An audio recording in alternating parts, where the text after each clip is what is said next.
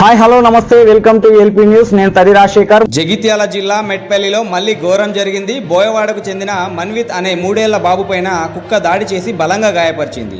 చికిత్స కోసం బాలుడిని స్థానిక ప్రభుత్వ ఆసుపత్రికి తరలించి వైద్యం చేస్తున్నారు కుటుంబ సభ్యులు.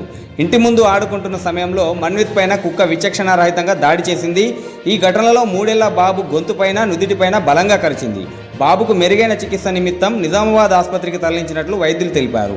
దుబ్బవాడలో ఇప్పటికీ 20 మందికి పైగా కుక్కల దాడిలో గాయపడ్డారు. రోడ్లపైన కుక్కలుండడంతో బయటకు వెళ్దామంటే భయమేస్తుందని ప్రజలు అంటున్నారు. అధికారులు సత్వర చర్యలు తీసుకోవాలని స్థానికులు కోరుతున్నారు.